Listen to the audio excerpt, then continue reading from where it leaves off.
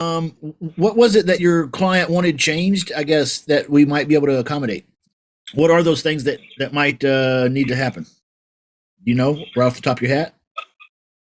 Yeah. So the concern is assignment and your entity, whatever that is. Do you have an entity name? What do you guys call it? Yep. Actually, we're just small time investors. Really. I mean, I've got an LLC that I do business out of. It's called Virtual Property Projects LLC. Probably doesn't mean anything to anyone in the world but me. But you know, as far as that goes, that we don't really even have to do it in an entity name. We could do it in our own personal names, for that matter. You know, with an assignment, what we're looking to do is we're looking to do a cooperative assignment, which means that we want your client to be able to give us the thumbs up or thumbs down on the tenant that does move into the property. You know, looking to purchase the home within 12 to 18 months. And, you know, if you don't like them, they don't move in. I mean, we don't do the deal with them. So we wouldn't assign any deal to them that you're not okay with those people. Right. Well, the concern is that your agreement says essentially assign it to us where we are, and we'll just say, okay, we'll say Justin and Company, and then we get to assign it to this third party unknown. And if you don't find the person within a certain amount of days, I'm not sure if it was 30 days or less, then you guys are willing to walk away, as I understand it. Is that correct? Partly correct.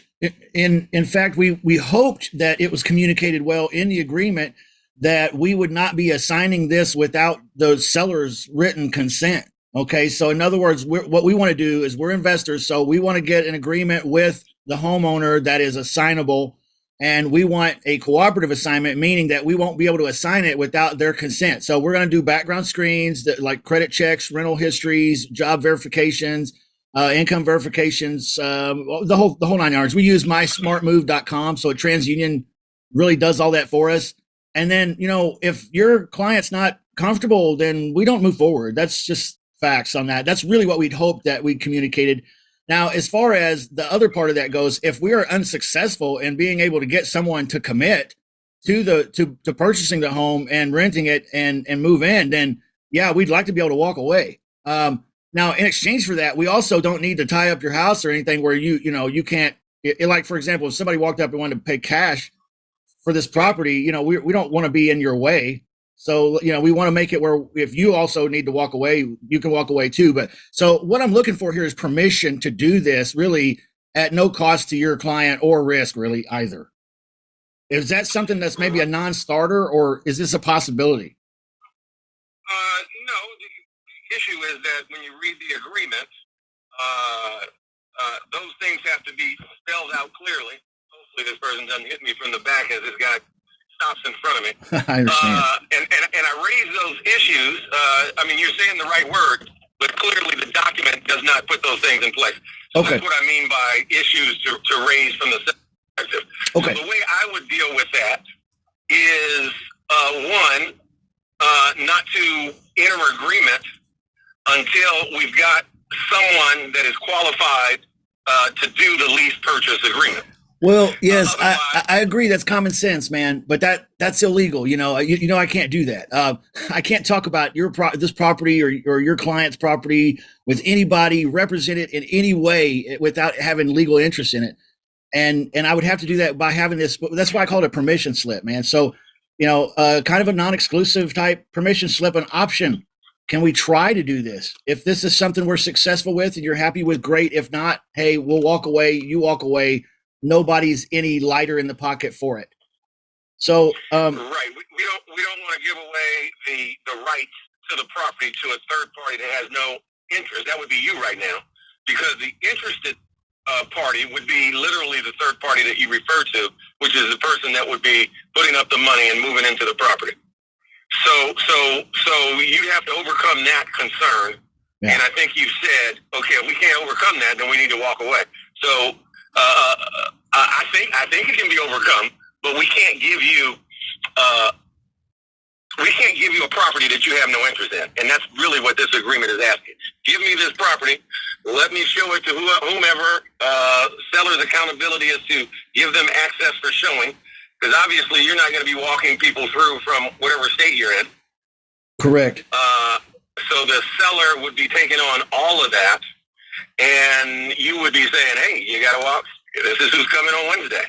I understand. Yes, that's correct. Yeah. And you want a significant amount for that. The brokers in the area are getting right around 2% or less. You know, the big dogs, meaning the high volume folks, are telling you, "Oh, we get 3%, we get 4%," but that ain't so. That's not what everybody's getting, especially at these prices. So when you say we'd like to get like 15,000, that would be too much for an introductory service for basically a rental referral. And you also know the laws as relates to commissions on a sale, because you mentioned that. You know, you got to be licensed, and brokers can't pay you, and you know, all those things. So we work through a way of getting you a referral fee and some payment for what it is you're doing. But the seller has the product, and you're sort of fishing for someone to rent it. Remember, this is a rent. So I would comment this way, being the broker that I am. I would say this to you, that it's more like an installment sale, and we can accomplish the same thing with you being the referral for the person who wants to enter the agreement with my end client. Okay. And so I don't see this as something that can't be done. I just see it as, you know, you got to call it what it is. It's literally an installment sale. It takes place over a period of time. Okay. I mean, that's just what it is. Okay. And yeah, so if you want to think about that, we certainly would consider. I'm actually okay with that. Something like that. Yeah. Okay. You know, I'm not married to the paperwork. So, you know, and I'm not an attorney.